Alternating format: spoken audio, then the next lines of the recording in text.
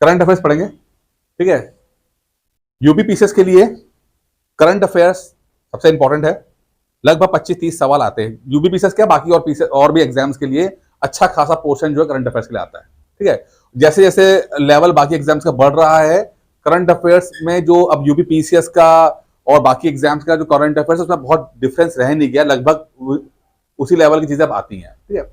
Current affairs के लिए अगर मैं पीसीएस की बात करता हूं मैं, तो 6 महीने से लेकर 8 महीने तक का करंट अफेयर्स सबसे इंपॉर्टेंट होता है। जब एग्जाम होने वाला हो, जैसे मान लो इस बार 27 तारीख को हो रहा है, 27 अक्टूबर को हो रहा है, तो उससे पहले का 6 महीने का करंट अफेयर्स इंपॉर्टेंट रहेगा। 6 से 8 महीना, आइडियली 6 महीना और थोड़ा सा और बढ़ा लो तो 8 महीना, तो समझ लीजिएगा 2024 का जनवरी से पूरा करंट अफेयर्स पढ़ लेना, ठीक है। दूसरा कुछ किताबें हैं अलग अलग, जैसे आज हम जो करेंगे वो घटना सार को पढ़ेंगे। घटना सार का 6 महीने का एडिशन आ चुका है, 6 मंथ्स का कंपाइलेशन आया हुआ है, ठीक है। उसमें से छाट के मैंने कुछ पॉइंट्स यहाँ पे निकाले हैं, हम उसे पढ़ लेंगे, जो आपको तुरंत मतलब समझिए कि आपको उस मोटी किताब को पढ़ने की जरूरत नहीं पड़ेगी, जो एग्जाम के लिए इंपॉर्टेंट है, जो लाइनें हैं बस मैंने वहां पर नोट करा है। यहाँ पर दो चीज देखोगे आप, कुछ अंडरलाइनें की हुई हैं और कुछ लाल किया हुआ है।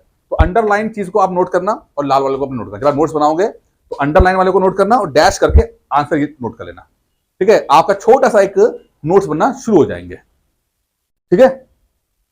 तो घटना सार में हम लोग आज जितना पढ़ पाएंगे पढ़ेंगे, वैसे तो थोड़ा सा अच्छा खासा मोटी की कॉपी है, तो कई क्लासेस चलेंगी इसके अंदर। तो नेशनल लेवल की खबर है, हम पहले देखें। तो आपको करना क्या है, अंडरलाइन और रेड वाला डैश करके, ठीक है। आपके बहुत शॉर्ट नोट्स बनेंगे आपके, बाकी पूरी कहानी है। जून 2024 में किस केंद्र शासित प्रदेश, केंद्र शासित प्रदेश का मतलब क्या होता है, जल्दी बताइए। केंद्र शासित प्रदेश का मतलब क्या होता है, क्या होता है? यूनियन टेरिटरी क्या होता है? ऐसे जो स्टेट्स नहीं हैं, जैसे कि जैसे पौंडीचेरी हो गया, ठीक है, लद्दाख हो गया, ठीक है, चंडीगढ़ हो गया, इन्हें बोलते हैं यूनियन टेरिटरी, केंद्र शासित प्रदेश। इसमें यूनियन का ही कंट्रोल होता है, ठीक है। अब डिटेल में पढ़ाएंगे पॉलिटी में, अभी करंट अफेयर्स पढ़ रहे हैं। तो लिखा क्या है, जून 2024 में किस केंद्र शासित प्रदेश को पूर्ण कार्यशील साक्षरता प्राप्त करने वाली प्रशासनिक इकाई घोषित किया है। पूर्ण कार्यशील साक्षरता यानी कि पूरा जो है लिटरेसी रेट यहां पर हो गया है। साक्षरता का मतलब लिटरेसी रेट, ठीक है ना, कि कोई वहां पर जितने लोग हैं वो कितना साक्षर है। देखो, शिक्षित होना अलग है, साक्षर होना अलग है। शिक्षित मतलब कि 8वां पास है कि 10वां पास है, ग्रेजुएशन है। साक्षरता का मतलब क्या है कि बेसिक पढ़ाई उसकी है कि नहीं है, नाम लिख सकता है कि नहीं लिख सकता है अपना, वो बेसिक पढ़ाई पढ़ सकता है कि नहीं पढ़ सकता है। तो हमारे देश में इस तरह के नाम वाम को भी हम लोग साक्षरता करते हैं, ठीक है। तो कौन सा है, लद्दाख को बोला गया है कि यहां पर कार्यशील साक्षरता प्राप्त हो चुकी है, ठीक है। यहाँ पे 100% सब लोग जो हैं सबको नाम हम लिख लेते हैं, सब लोग अपना पेपर पढ़ लेते हैं, ठीक है। साक्षरता और शिक्षित में फर्क है यहाँ पे ये शिक्षित में कौन सी क्लास में पढ़ा है, क्या पढ़ा, वो अलग बात है, हायर लेवल है। जून 2024 में भूमिगत अंडरग्राउंड कोयला गैसीकरण, गैसिफिकेशन, ठीक है, कोयले से निकलने वाली जो गैसिफिकेशन प्रोसेस है के लिए भारत की पहली पायलट का मतलब क्या होता है, पायलट का मतलब क्या होता है, पायलट परियोजना क्या मतलब होता है, पायलट परियोजना का मतलब क्या होता है, जहाज उड़ाने वाला पायलट, ठीक है। मतलब है, देखिए, पायलट का मतलब होता है कि कोई बड़े प्रोजेक्ट को शुरू करने से पहले हमने एक छोटा सा प्रोजेक्ट स्टार्ट किया है कि यार ये काम कैसे करता है, एक डेमो बना दिया हमने, समझ लो, अगर आसान भाषा में कहूंगा कि एक बड़ी प्रोजेक्ट हमें स्टार्ट करना है। अब बड़े करने से पहले हमने छोटा सा बना के देख लिया कि ये ठीक से काम कर रहा है कि नहीं कर रहा है, ठीक है। जब वो काम कर लेगा, जो भी उसमें कमियां होगी सुधार कर लेंगे, ठीक है, तो उसको हम बड़ा कर देंगे। तो पायलट हमेशा होता है कि डेमो टाइप का, एक तरह का छोटा डेमो, ठीक है, डेमो तरह का प्रोजेक्ट होगा वो। तो क्या है, भूमिगत कोयला गैसीकरण के लिए भारत की पहली पायलट परियोजना कहां शुरू की गई है, झारखंड में की गई है। झारखंड में कोयला गैसिफिकेशन है, यानी कि अंडरग्राउंड है, यहां से अंडरग्राउंड कोयले को यूज करके उसको गैस में कन्वर्ट करना, कोयले को गैस में कन्वर्ट करना, ठीक है, उसके बाद उसको यूज करना। अंडरग्राउंड है, इससे पहले बाहर होती थी, अब पहली बार अंडरग्राउंड कर रहे हैं, तो इसको चेक करके पायलट परियोजना है ये। आपको जो अंडरलाइन जो मैंने किया उसको ही लिखना है, पूरा बड़ा बड़ा मत लिखना, ठीक है, ध्यान रखना, क्योंकि बड़े बड़े के लिए आपको पूरा पीडीएफ में दे दूंगा मैं, ये आपको भी बना रहा हूं, आप नोट्स बनाइएगा कि आपको कम समय में आपको रिवाइज कर सको, ठीक है। झारखंड के अंदर, कहा, जामताड़ा जिले में। जामताड़ा कहा, किसके काम के लिए फेमस है? किस काम के लिए फेमस है जामताड़ा? जो आप लोग मोबाइल हैकिंग देखते हो, फोन आता है आपका कि मैं फला बैंक से बोल रही हूं सर, आपका जो है ये एक पिन आया होगा, ओटीपी आया होगा, वो दे दिए, उसके बाद फर्जीवाड़ा हो जाता है। तो जामताड़ा इलाका बड़ा कुख्यात है इस बात में, यहाँ पे बहुत सारा इस तरह का फर्जीवाड़ा होता है। यहाँ मेन अड्डा है ये जामताड़ा, ठीक है, जहां पर लोग फोन कर करके साइबर क्राइम करते हैं। ये तो पता ना साइबर क्राइम क्या होता है, फोन करके। तो जामताड़ा वो है, लेकिन यहां पर हम यूज कर क्या कर रहे हैं, कोयला गैसीकरण के लिए कर रहे हैं। ठीक है, आगे देखते हैं। जून 2025 27 जून के बीच भारत में, देखिए, 64वीं अंतरराष्ट्रीय चीनी संगठन, 64वीं अंतरराष्ट्रीय चीनी संगठन ISO परिषद की बैठक कहां हुई है? तो ये हुई है नई दिल्ली में। तो ठीक है, इतना लिखना, अंतरराष्ट्रीय चीनी संगठन की बैठक कहां हुई? नई दिल्ली में हुई है, और ये भारत में पहली बार हुई है। भारत में पहली बार इसको किया गया। इसमें कम से कम 30 देशों ने पार्टिसिपेट किया था। और फटाफट देखते हैं ना, ज्यादा मैं टाइम नहीं दूंगा तुम लोगों को, तो बहुत देर हो जाएगी। 64वीं अंतरराष्ट्रीय चीनी संगठन की बैठक जो है वो दिल्ली में होती है, और ये भारत में पहली बार हुई है। ठीक है, जून 2024 को किस शहर को यूनेस्को की सूची में भारत के पहले साहित्य शहर, सिटी ऑफ लिटरेचर, क्या सिटी ऑफ लिटरेचर साहित्य शहर के रूप में सम्मानित किया है? तो वो है केरल का कोझिकोड। क्या नाम है? केरल का कोझिकोड। एक इलाका, एक शहर का नाम है कोझिकोड। इसको यूनेस्को ने, यूनेस्को कौन सी है? यूनाइटेड नेशन की संस्था यूनेस्को, ठीक है, उसमें उस सूची में साहित्य शहर के नाम घोषित किया है, साहित्य शहर, यानी कि सिटी ऑफ लिटरेचर। अब कोझिकोड को क्यों बोला गया? क्योंकि कोझिकोड के अंदर बहुत सारी पब्लिक लाइब्रेरियां हैं। ये लाइब्रेरी नहीं कोचिंगों वाली, ये लाइब्रेरी थोड़ी ना है, ये तो सिटिंग, बैठने के अड्डे हैं। लाइब्रेरी वो होती है जहां पर किताबें भी होती हैं। कभी कभी गए हो आप लोग लाइब्रेरी के अंदर, बुक्स ना, जहां पे ऑलरेडी किताबें होती है, आप निकाल सकते हो, किताब को रेफर कर सकते हो। तो कोझिकोड के अंदर कुछ 17-18 हजार मतलब वहां पर लाइब्रेरियां हैं। तो इतना लोग पढ़ते हैं, तो इसीलिए इसको साहित्य शहर घोषित किया गया है। क्लियर? एक योजना है, वह राज्य जिसने जून 2024 में बहन बेटी स्वावलंबन प्रोत्साहन योजना की शुरुआत की है। अब पीसीएस के अंदर एक सवाल आता है, वो बार बार ना आपको योजनाओं की पूछेगा कि फला योजना कहां पे हुई, फला योजना कहां पे हुई है। ठीक है, तो यहां पर एक योजना आती है, बहन बेटी स्वावलंबन प्रोत्साहन योजना। तो ये झारखंड ने शुरू किया है। और याद रखिएगा, यूपी पीसीएस की खासियत क्या है, जरूरी नहीं है कि वो यूपी का ही वो योजना के बारे में पूछ ले, वो अगल बगल की योजना के बारे में पूछ सकता है। ठीक है, जैसे वो मध्य प्रदेश की बड़ी लाडली बहन, बड़ी फेमस योजना है, एग्जाम में आ चुकी है, लाडली बहन, ठीक, मध्य प्रदेश की है, यूपी की नहीं है वो। ठीक है, इसी तरह से ये झारखंड की योजना है, बट यूपी पीसीएस के अंदर वो आपसे अलग राज्यों का पूछ सकता है। 18वीं लोकसभा, पहले सवाल तो जो इस बार के लोकसभा चुनाव हुए थे वो कौन से नंबर के हुए थे? तो इस बार के चुनाव जो हुए हैं वो 18वें नंबर के लोकसभा के चुनाव हैं। ठीक है, 18वीं लोकसभा का पहला सत्र कब से शुरू हुआ है, यानी कि स्टार्ट कब हुआ, सेशन कब शुरू हुआ, तारीख पूछा गई है 24 जून 2004। और ये तारीख वाला इंपॉर्टेंट सवाल होता है, जब भी इस तरह की चीज होती है तो तारीख और सवाल पीसीएस के अंदर बहुत आते हैं। तो 24 जून 2024 को पहला सत्र, यानी कि पहली बार सब लोग जो जीत के आए थे सब लोग इकट्ठा हुए, सेशन शुरू हुआ 24 जून 2024 के अंदर। 18वीं लोकसभा का पहला सत्र 24 जून 2024 को हुआ। ठीक है, आगे बढ़े। Fast track immigration trusted traveller programme, FTI TTP।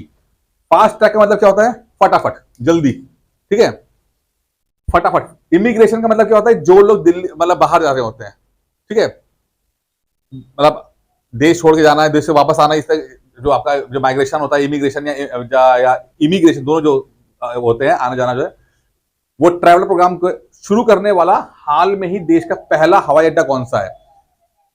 कौन सा भारत का हवाई अड्डा है जहां पर fast track immigration trusted traveller programme जो लॉन्च किया गया है? वो है इंदिरा गांधी अंतरराष्ट्रीय हवाई अड्डा टर्मिनल 3।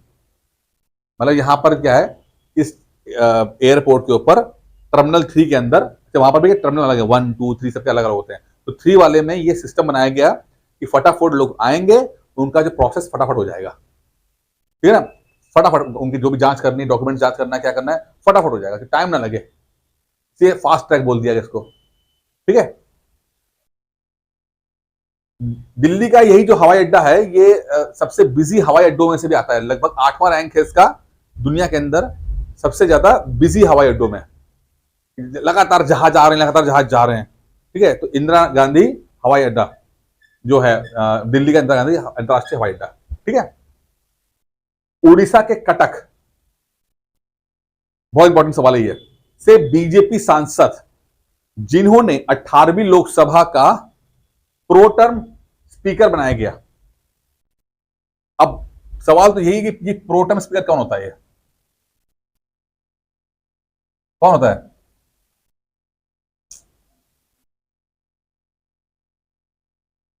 ये क्या होता है? प्रो टर्म स्पीकर क्या होता है? कौन होता है? क्या होता है प्रो टर्म? पॉलिटी में सवाल आ चुका है ये, पीसीएस के पॉलिटी में पूछा गया था what is pro term speaker है। देखिए, जब भी लोकसभा और विधानसभा, ठीक है, जब भी पहला सेशन शुरू होगा, पहला पहला अभी तक 24 जून को था ना, 24 जून 2024 को पहला सेशन, मतलब कि लोग सेलेक्ट होके आए। जब सेलेक्ट होके सब आएंगे तो क्या होता है कि जो पिछला स्पीकर होता है वो चाबी पकड़ाता है ऐसे नए वालों को, बोले भैया तुम लोग आ गए, ये चाबी पकड़ो, मैं जा रहा।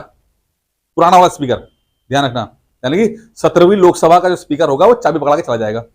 अब सब लोग यहाँ पे बैठे हुए हैं, अब यहां से कार्रवाई शुरू करनी है कि भाई चलो अब हम जीत के आ गए हैं, अब शुरू करना है। अभी कोई भी पुराना बंदा नहीं है, पुराना वाला स्पीकर था वो भी चला गया, अब यहां पर बैठे हैं, तो अब क्या कैसे जाए, कार्रवाई शुरू कैसे की जाए? तो क्या करते हैं कि एक ना किसी बुजुर्ग सांसद को पकड़ लेते हैं कि यार चाचा आप बुजुर्ग लग रहे हैं, आप बढ़िया है, आप टेम्परेरी रूप में स्पीकर बन जाओ। अब स्पीकर नहीं हो, टेम्परेरी स्पीकर हो, यानी कि आप स्टार्ट करोगे, और पहला काम आप स्टार्ट क्या करोगे कि आप जो है ओथ दिलाओगे, कसम दिलाओगे सबको, सभी सांसदों को, और स्पीकर के चुनने का प्रोसेस शुरू करोगे।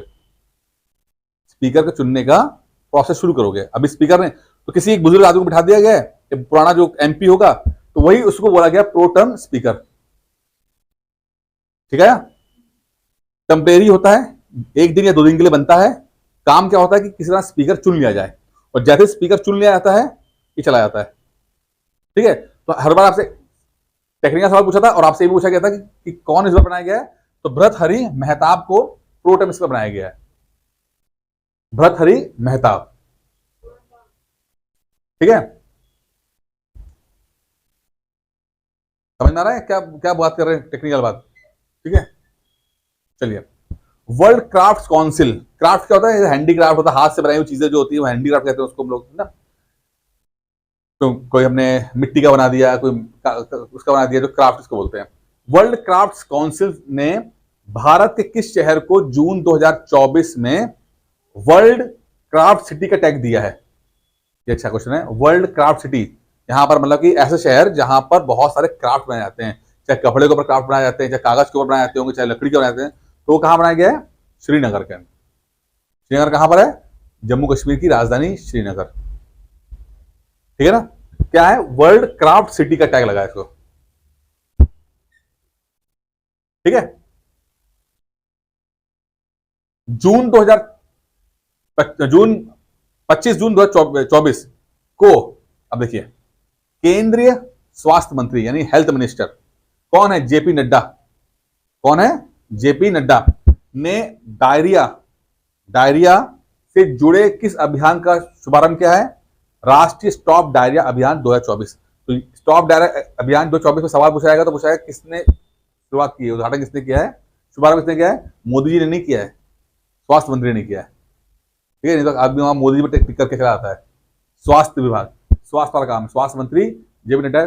और स्टॉप डायरिया, डायरिया में क्या होता है? उल्टियां, लूज मोशन, ठीक है, डिहाइड्रेशन उसमें आया था इसके अंदर।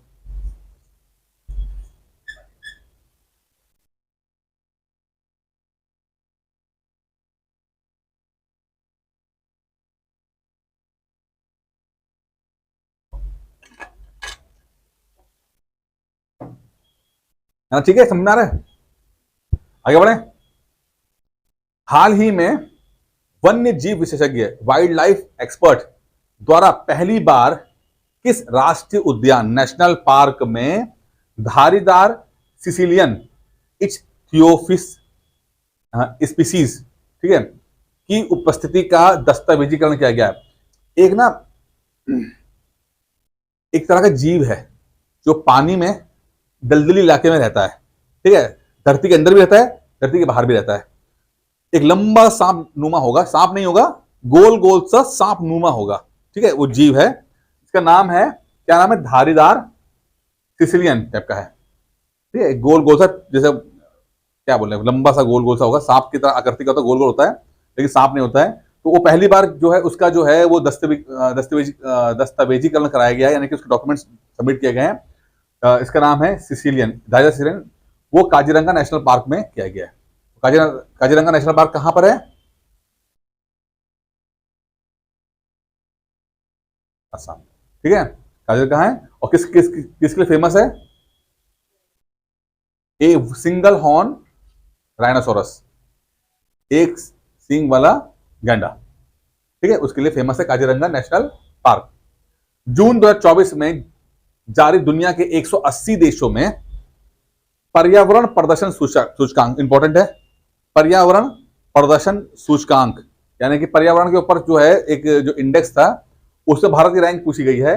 तो भारत की रैंक थी 176 आउट ऑफ 180, मतलब बिल्कुल लास्ट में खाली पाकिस्तान रह गया था और एक आधा कंट्री और रह गया था। तो पर्यावरण में हमारा जो प्रदर्शन इतना खराब है, हम बिल्कुल बॉटम में हैं। 176, 180 में से 176 लोग रैंक हमारी है, आखिरी के चौथे नंबर, लास्ट जो फोर्थ है, ठीक है। पर्यावरण प्रदर्शन सूचकांक, खाली पर्यावरण प्रदर्शन सूचकांक डैश 176, बस, ठीक है। अपने कर्मचारियों को सड़क दुर्घटना में मृत्यु की स्थिति में 1 करोड़ रुपए का बीमा मुआवजा देने वाला देश का पहला राज्य बना है कर्नाटक। मतलब कोई कर्मचारी है, राज्य सरकार कर्मचारी है, उसका रोड एक्सीडेंट हो जाता है, मर जाता है वो, ठीक है, तो सरकार जो उसको 1 करोड़ रुपए का बीमा देगी, उसको इंश्योरेंस कवर करा रहे हैं, ठीक है, कर्मचारियों को जो है वो करा जा रहा है, ठीक है।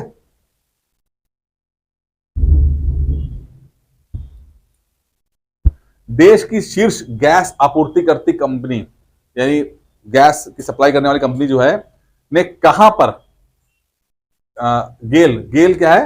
गैस आपूर्ति, गेल जो है वो गैस को सप्लाई करने वाली कंपनी है भारत की, जहां पर 60,000 करोड़ रुपए की निवेश से भारत का सबसे बड़ी इथेन क्रैकर परियोजना, ये कहते हैं इथेन मिथेन वाला प्रोपेन, तो इथेन क्रैकर परियोजना स्थापित करने की बात की गई है। तो वो है मध्य प्रदेश का सीहोर, सीहोर इलाका जो है, वहां पर गेल ने सबसे बड़ी इथेन क्रैकर परियोजना लगाई है। ये बहुत इंपॉर्टेंट है, सबसे बड़ी ईथन क्रैकर परियोजना सीहोर मध्य प्रदेश में लगाई है। कितने देखो, छोटे कितने बनने वाले, देखो रहा, कितना लिख दिखाऊं, कितना लिख रही हो, ठीक है, दिखाओ, तुम देखो, ठीक है, ठीक है ना, ज्यादा क्योंकि बड़ा मत लिखना, बड़ा पीडीएफ में दे दूंगा तुम लोगों को यार, है ना, सिर्फ ये तुम्हें ये नोट्स याद करने के तुम्हारे पर्पस काम आ जाएंगे, नोट्स बन जाएंगे क्लास के अंदर ही। 19 जून 2024 विश्व विश्व आर्थिक मंच है, ये मंत्र नहीं मंच है, ठीक है, वर्ल्ड इकोनॉमिक फोरम कहते हैं इसको। विश्व आर्थिक मंच द्वारा जारी वैश्विक ऊर्जा संक्रमण सूचकांक 2024 क्या है? वैश्विक ऊर्जा संक्रमण सूचकांक, वैश्विक ऊर्जा वाला, ठीक है। उससे भारत की रैंकिंग कौन सी बोली है? 63वीं। तो बस आप डाल देना वैश्विक ऊर्जा संक्रमण सूचकांक 2024 में भारत की रैंक 63rd है, बस। तो वर्ल्ड इकोनॉमिक फोरम ने जारी किया इसको,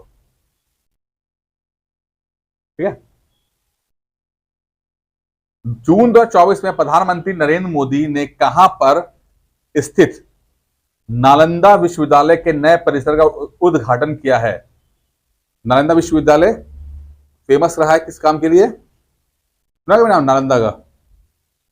नालंदा का सुना है? क्या है नालंदा? बिहार में क्या?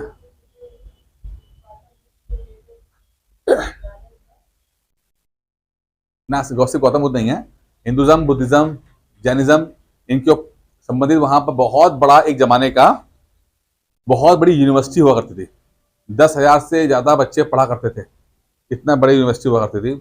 और मेन नॉलेज सेंटर था, मेन सेंटर, मेन यूनिवर्सिटी थी। ठीक है, ना सिर्फ देश के लोग, बाकी विदेशों से भी लोग वहां पे आके पढ़ते थे, चाइना से, यहाँ से, जापान से आते थे। तो बख्तियार खिलजी ने इसके अंदर आग लगा दी थी, किताबें जला दी, लोगों को जला दिया, सब कर दिया था बख्तियार खिलजी ने। तो नालंदा यूनिवर्सिटी उसके बाद से ही अभी भी ऐसी पड़ी हुई है। तो एक जमाने का जो पावर सेंटर था, नॉलेज सेंटर था, वो तबाह हो गया। तो फिर से मोदी जी ने अब उसको दोबारा से स्टार्ट करने की कोशिश कर रहे हैं। तो थोड़ा बहुत कर भी दिया है, लेकिन एक नया परिसर क्या है जो राजगीर में किया गया है। राजगीर मगध की पहली राजधानी, राजगीर। पहली राजधानी कौन सी है? राजगीर है, मगध की, मगध महाजनपद की पहली राजधानी। और दूसरी कौन सी है? पाटलिपुत्र। ठीक है, तो पाटलिपुत्र बन गया पटना, है ना, पाटलिपुत्र बन गया पटना, बन गया। पटना में भी तैयारियां होती होंगी। ठीक है, यहां तक क्लियर हो गया। जून 2024 में 10वां अंतर्राष्ट्रीय योग महोत्सव, अभी योग महोत्सव खत्म हुआ है। 21 जून को हमेशा हम लोग वर्ल्ड योगा डे मनाते हैं। ठीक है, योग फिलॉसफी किसने दी है? पतंजलि ने दी है। ठीक है, कहां पर किया गया? श्रीनगर में किया गया। 10वां अंतर्राष्ट्रीय योग महोत्सव श्रीनगर।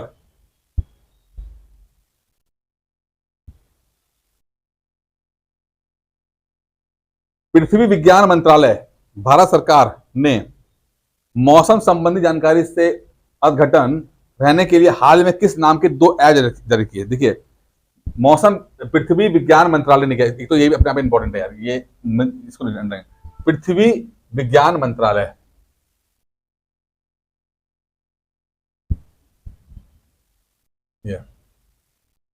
ठीक है, इन्होंने क्या किया कि मौसम संबंधित हम जो इंफॉर्मेशन को सही तरह से रख पाए, तो 2 ऐप लॉन्च कर दिए।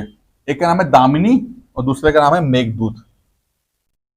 दामिनी और मेघदूत, कि मौसम संबंधी जानकारी को लोगों को पता रख पाए। 2 ऐप के, दामिनी और मेघदूत, पृथ्वी विज्ञान मंत्रालय द्वारा।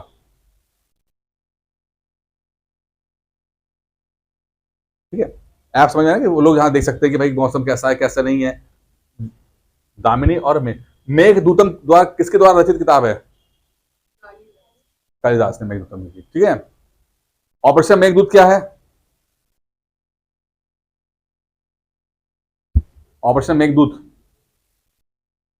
सियाचिन को कब्जे में लेने के लिए किया गया ऑपरेशन मेघदूत है। दामिनी क्या है? पिक्चर है, मूवी देखिए। दामिनी मतलब बिजली। गुजरात में के भुज में बने, देखिए, स्मृति वन भूकंप स्मृति संग्रहालय, वन भूकंप स्मृति संग्रहालय। आपको याद है 26 जनवरी, आई थिंक सन 2000 ही होगा, हाँ, 26 जनवरी 2001 को एक भूकंप आता है भुज में, गुजरात के भुज में एपी सेंटर था, और बहुत लोग मारे गए थे। याद है आपको? लोगों, बहुत बुरी तरह स्थिति थी, बहुत बड़ा था। तो उसके ही लिए एक स्मृति में संग्रहालय बनाया गया है भुज के अंदर। भुज कहाँ है? गुजरात के अंदर। यूनेस्को प्रिक्स वर्सेल्स संग्रहालय पुरस्कार से दिया गया, और इसको यूनेस्को प्रिक्स वर्सेल्स संग्रहालय पुरस्कार के लिए सम्मानित किया गया, भूकंप स्मृति संग्रहालय, यूनेस्को की है। ठीक है,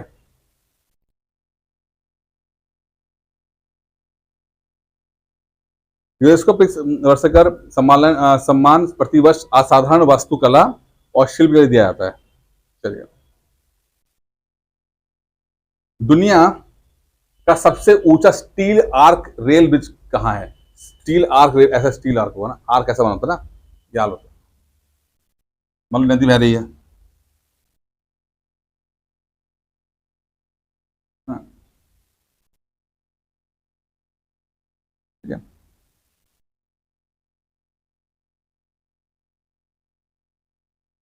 ऐसा है,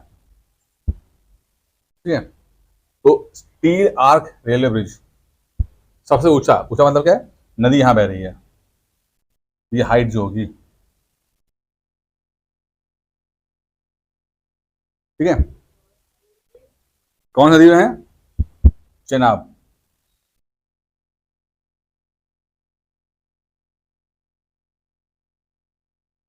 जम्मू कश्मीर में।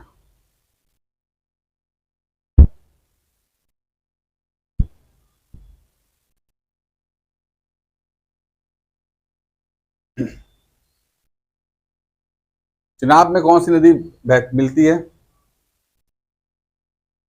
चेनाब में कौन सी नदी मिलती है? कौन सी बड़ी नदी चेनाब के अंदर मिल जाती है?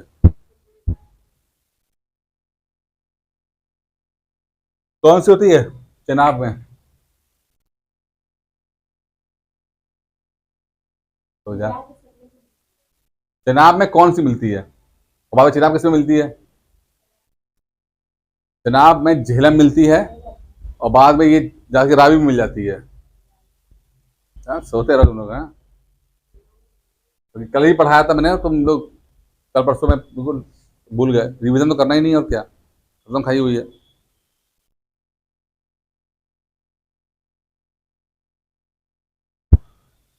जून 2024 में कौन ग्रीन डे के बेटर न्यूट्रिशन ब्रांड की ब्रांड हमेशा बनी है? पीवी सिंधु, इंपॉर्टेंट नहीं रहने दो, ठीक है।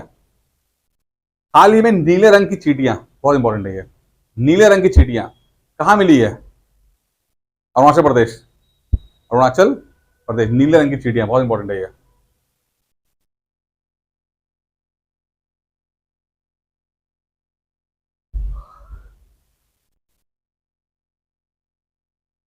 हाल ही में किस राज्य ने भारत की पहली एस्ट्रो टूरिज्म पहल का अनावरण किया है?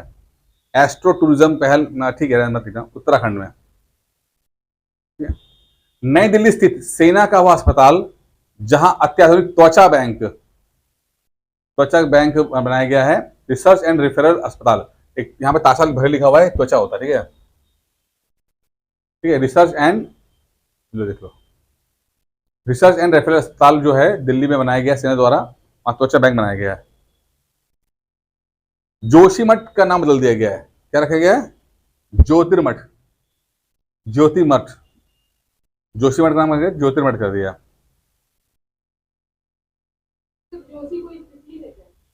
जोशी नहीं, नाम किस लोगों को हुआ, वहां पे जो ब्राह्मण रहते हैं जोशी वगैरह, उत्तराखंड में जोशी होता है ना, बहुत सारे जोशी होता है। नाम मठ का नाम है, मठ, वहां पे जो बद्रीनाथ है ना, वहां पे जोशीमठ में, उसी के लिए।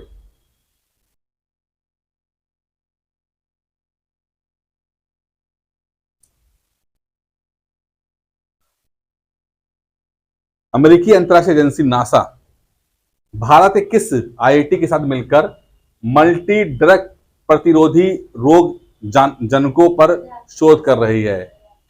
आईआईटी मद्रास, लेकिन उससे इंपॉर्टेंट है, पहले ये समझना, what is this multi drug प्रतिरोध?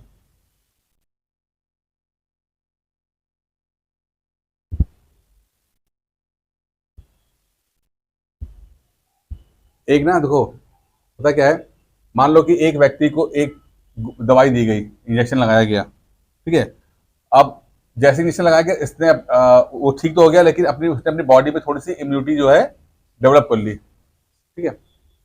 अच्छा, अब धीरे धीरे क्या होता है कि हर बार बीमार पड़ता था, वो दवाई देते थे, वो ठीक हो जाता था, हर बार दवाई देते ठीक हो जाता था। धीरे धीरे क्या हुआ, इसके जो जितने भी बीमारी थी, इन बीमारी ने अपने आप को एडजस्ट किया और इतना मजबूत कर लिया कि अब पुरानी दवाई देने से क्या हो रहा है कि वो तब भी ठीक नहीं हो पा रहे हैं, क्योंकि अब जो बीमारियों ने अपने आप को अपडेट कर लिया, तो प्रतिरोधी रोग जनक बन जाते हैं, जिसमें कि जो बॉडी है वो इतनी ज्यादा बार बार दवाइयां मिलती हैं कि उसकी यूज टू हो जाती है, फिर उसके बाद दवाई असर नहीं करती है। जैसे कि आप देखो कि ऑल आउट, जब ऑल आउट आज से साल 2 साल पहले आए थे तो मच्छर मर जाया करते थे, बाद में मच्छरों ने क्या किया, अपने आप अपडेट किया, अपने आप अपडेट किया। अब अगर ऑल आउट वगैरह जो है, अब अपने आप अपडेट नहीं करते हैं, तो मच्छर उससे मरेंगे भी नहीं वो। तो यहाँ पर आईआईटी मद्रास के साथ इसी तरह के चीजों को ढूंढने की कोशिश कर रहे हैं, मल्टी ड्रग प्रतिरोध रोग जनकों को। वो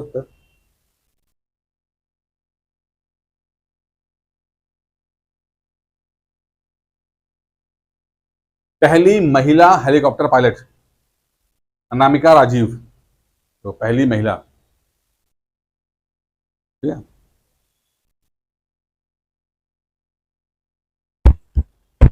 पहली महिला भारतीय नौसेना की है। भारतीय महिला पहली भारतीय नौसेना की पहली महिला हेलीकॉप्टर पायलट। अरे लोको पायलट, ये पायलट जहाज हेलीकॉप्टर। कौन लोको पायलट? मैं पायलट बोल रहा हूँ, लोको पायलट बोल रही है। मैं यहाँ हवाई हेलीकॉप्टर उड़वा रहा हूँ, तो ट्रेन में चलवाएंगे हम। बता दो ना तुम कौन से, कौन है? सुरेखा यादव ना, लिख लो भैया, loco pilot Surekha Yadav. World economic forum द्वारा जून 2024 में दुनिया के 146 देशों में ग्लोबल जेंडर गैप इंडेक्स, क्या मतलब होता है? ग्लोबल जेंडर गैप इंडेक्स का मतलब क्या होता है? पुरुष और महिला के में भेदभाव। ठीक है।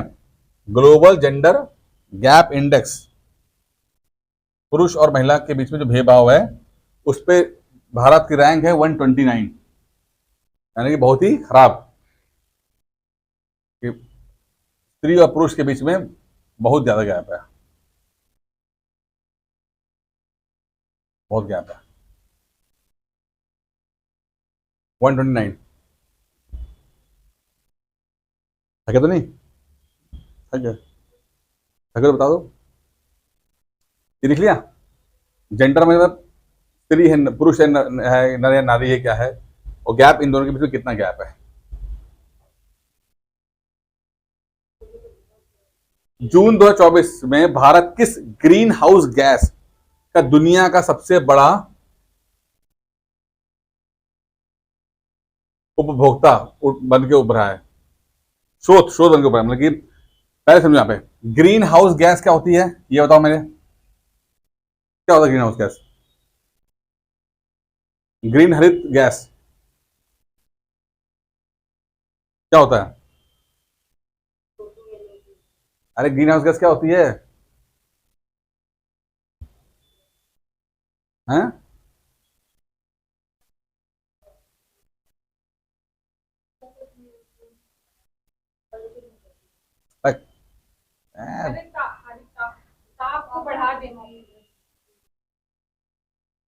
ऐसी गैसेस जो कि सूरज से निकलने वाले विकिरण को, ठीक है, अपने अंदर ट्रैप करके बैठ जाए। मतलब ये सूरज है, निकल के आया, अभी बाहर नहीं जाने दे रहे हैं, बस ये। तो ऐसी गैसेस जो हैं वो सूरज से आने वाले जो ऊर्जा को अंदर ट्रैप करते थे, उसे बोलते हैं हम लोग ग्रीन हाउस गैस।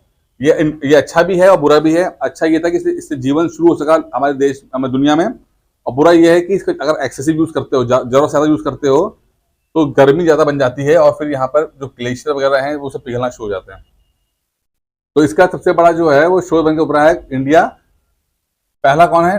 गैस का नाम क्या है? Nitrous oxide, N2O। इसको हम लाफिंग गैस ही बोलते हैं, हंसने वाली गैस भी लाफिंग गैस, सुंघा दो तो हंसते रहे आदमी। ठीक है।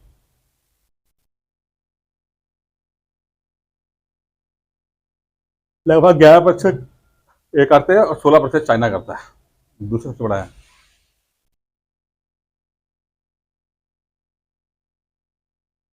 ठीक है।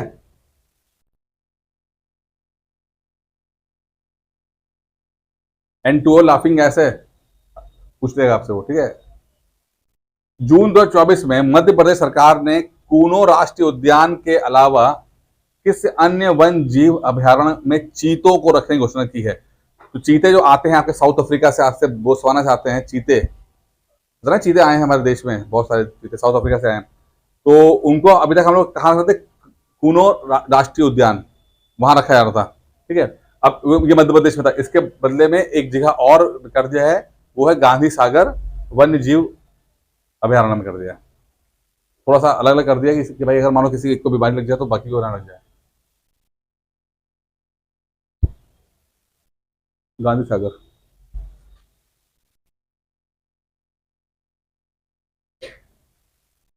जून 2024 में सिप्री, सिप्री क्या होता है? एक ऑर्गेनाइजेशन है स्वीडन की। कहाँ की है? स्वीडन की। स्वीडन की ऑर्गेनाइजेशन है जो कि परमाणु हथियारों पर उसने एक रिपोर्ट जारी की है। वो जितने भी आपके वेपन्स होते हैं, जितने भी वेपन्स होते हैं, हथियार वगैरह होते हैं, उनके बारे में ये एक रिपोर्ट जारी करता है कि किस देश में कौन से हथियार इस्तेमाल हो रहे हैं। उस पर हर साल रिपोर्ट आती है। और इसमें बोला कि भारत जो है परमाणु हथियारों के मामले में चौथे नंबर पे है। यहाँ पे तो इसमें लिखा है चौथे नंबर पे है, लेकिन इसमें 172 जो है हथियार हैं जो 2003 तक।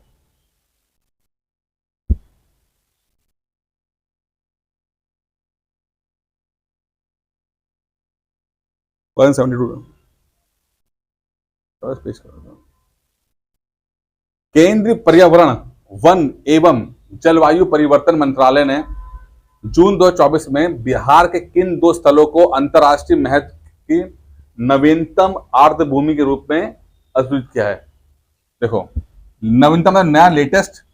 आर्द्रभूमि का मतलब क्या है? वेटलैंड्स,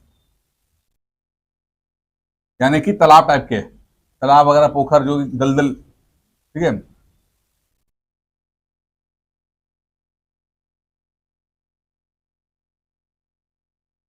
ठीक है, उन्हें बोलते हैं आर्द्रभूमि, जो कि कौन से कॉन्फ्रेंस हुई थी इसकी, कौन सा प्रोटोकॉल है आर्द्रभूमि के लिए?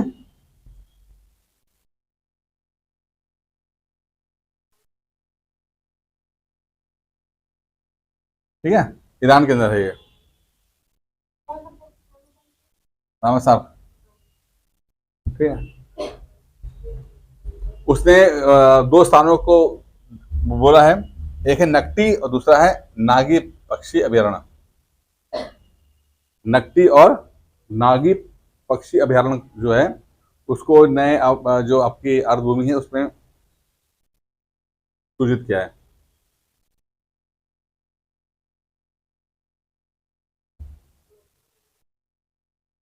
5 जून 2024 को भारतीय सेना की त्रिशक्ति कोर ने किस राज्य में प्लास्टिक अपशिष्ट प्रबंधन और रिसाइकलिंग संयंत्र का उद्घाटन किया है? वो है चांगुक, सिक्किम। यहाँ पे क्या हो रहा है?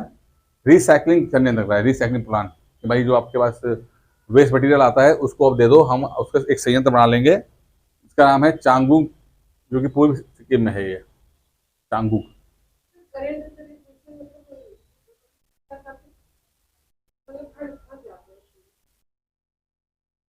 उम्मीद करते हैं फंस जाए।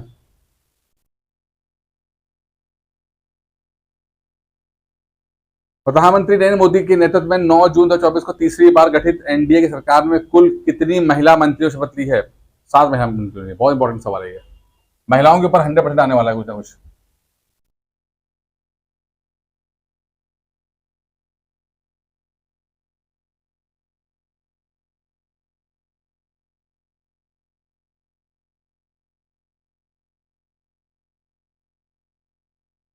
महिला मंत्री, ठीक है। कितनी है? 7 मंत्री हैं।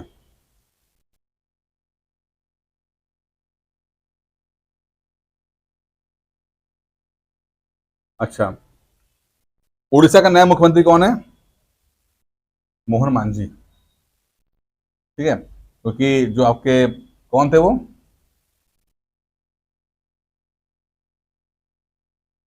अ, नवीन पटनायक, इनकी पार्टी जो बीजू जनता दल, बीजेडी, ये हार गए।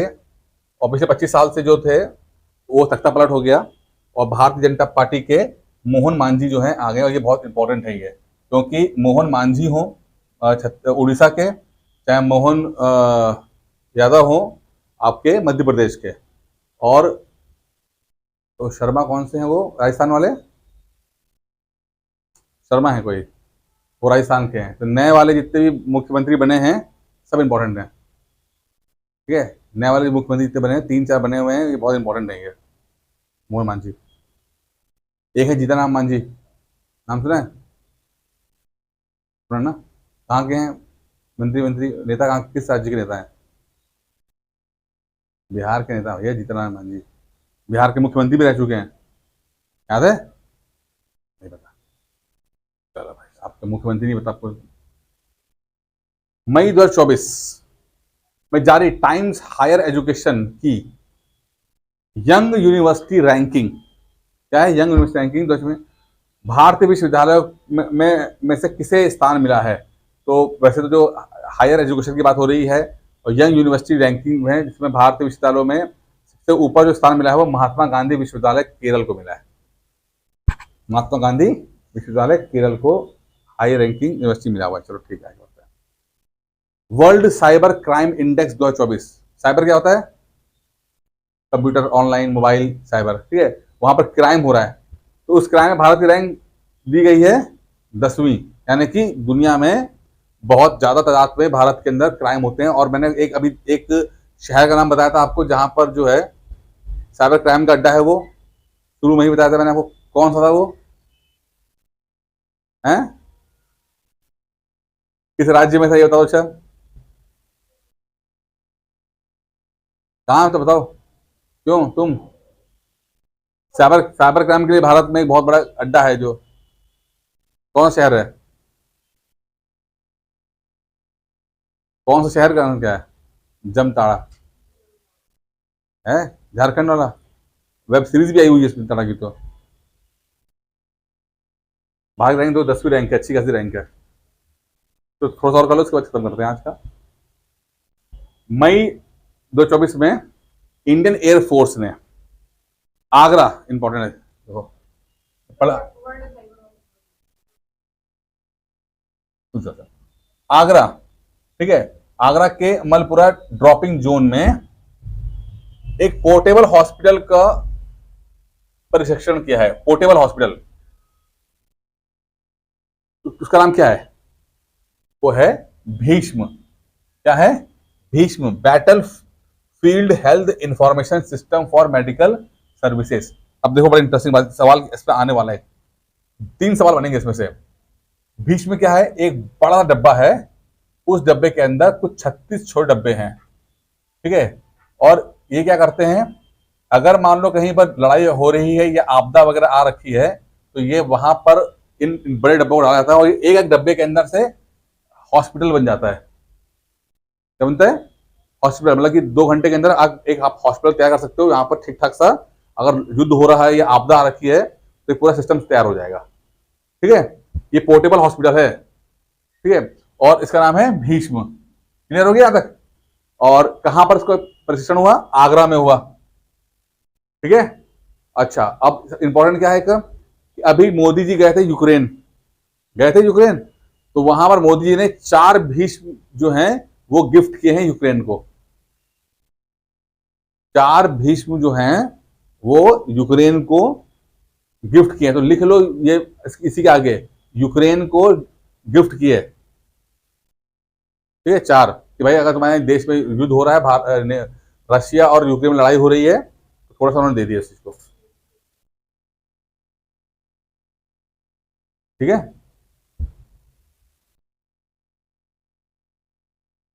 इंपॉर्टेंट ध्यान रखना इस बात का, जो लिख लो, लिखा, तुमने लिखा, ठीक है, बस खत्म कर दो, हो गया।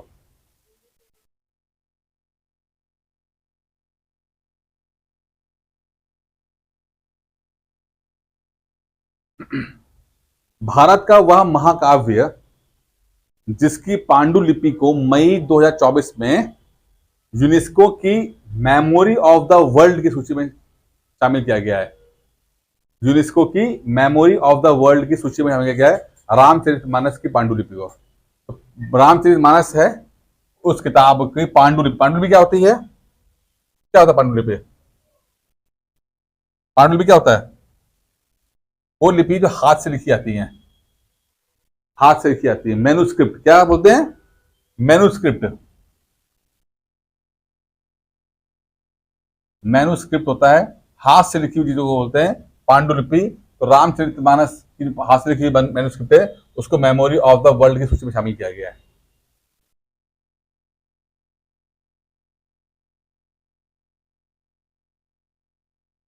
ठीक है। मैं क्या बता रहा हूं तुम्हें भी यहाँ पे, मैन्युस्क्रिप्ट, ध्यान देते रहो इधर पे, पढ़ते रहो, लिखते भी जाओ, सुनते भी जाओ। 14 मई से 25 मई के बीच में फ्रांस के कांस शहर है, कांस एक शहर है फ्रांस का, वहां पर 77वीं कांस फिल्म फेस्टिवल जो है वो आयोजित की गई। वहां पर 30 वर्षों के बाद किसी भारतीय फिल्म को नॉमिनेट किया गया। मतलब इतनी हालत बुरी हमारे देश की फिल्मों की कि वहां पे कांस में 30 सालों के बाद भारत की कोई फिल्म को जो है वहां पर नॉमिनेट किया गया कि आप क्या आइए। उस पिक्चर का नाम है All we imagine is Light, Payal Kapadia द्वारा। बहुत इंपॉर्टेंट है ये। 30 साल के बाद इंडिया ने वहां कोई नॉमिनेशन हासिल किया है, पिक्चर को वहां पे थोड़ा नॉमिनेट किया गया है। All we imagine is Light, Payal Kapadia द्वारा लिखा गया है। बहुत इंपॉर्टेंट है एग्जाम के लिए, बहुत ध्यान रखना। कांस फिल्म फेस्टिवल में all we imagine is light, ठीक है। पूर्वोत्तर भारत, नॉर्थ ईस्ट में पहली महिला डीजीपी, हमें पुलिस में होते डीजीपी होते हैं, तो पूर्वोत्तर राज्य की पहली महिला डीजीपी नॉर्थ ईस्ट की कौन बनाई गई है? इंपॉर्टेंट सवाल है। इदा शीशा नोंगरांग। इदा शीशा नोंगरांग को जो है पूर्वोत्तर भारत यानी कि नॉर्थ ईस्ट, यानी असम और नागालैंड और त्रिपुरा, मेघालय, ठीक है, इसे नॉर्थ ईस्ट बोलते हैं, पूर्वोत्तर राज्य बोलते हैं। वहां की पहली डीजीपी बनाई गई है इदा शीशा नोंगरांग, ठीक है, इंपॉर्टेंट है, ध्यान रखना।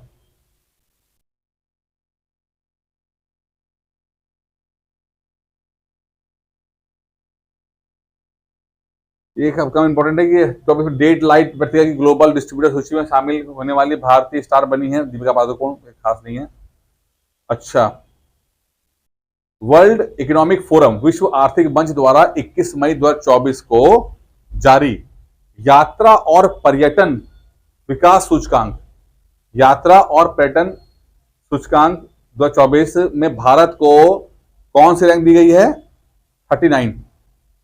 यात्रा और पर्यटन विकास सूचकांक, यात्रा और पर्यटन विकास सूचकांक 2024 में भारत को रैंक दी गई है 39th, यानी कि भारत को अच्छी खासी रैंक मिली गई है। ये देश, इस इंडिया में यात्रा भी लोग कर रहे हैं और पर्यटन भी कर रहे हैं, तो रैंक अच्छी खासी मिल गई, 39 रैंक मिल गई है, ठीक है। इंपॉर्टेंट, यात्रा और पर्यटन विकास सूचकांक 2024। और आखिरी देते हैं, केरल स्थित वह अंतरराष्ट्रीय एयरपोर्ट जो मई 2024 में शून्य अपशिष्ट, शून्य मतलब है जीरो, अपशिष्ट मतलब वेस्ट, से लैंडफिल यानी कि जो जमीनों को गड्ढे उड्ढे भरने वाला होता है उससे, ठीक है, वो की मान्यता प्राप्त करने वाला भारत का पहला एयरपोर्ट बन गया। कौन सा एयरपोर्ट बना है? तिरुवनंतपुरम एयरपोर्ट। तिरुवनंतपुरम एयरपोर्ट में क्या हो रहा है? शून्य अपशिष्ट से लैंडफिल, जमीन जो गड्ढे हैं वो लैंड, वो वेस्ट से नहीं भरे जा रहे बल्कि किसी मटेरियल से भरे जा रहे, जैसे कि सड़क गड्ढे जो है वो सही तरीके से भर जाएं। वो तिरुवनंतपुरम एयरपोर्ट बनाया गया वो। चलो खैर खास नहीं है लेकिन ठीक है, इतने करते हैं कि ये सब जो बाकी जो है बहुत इंपॉर्टेंट है, ठीक है।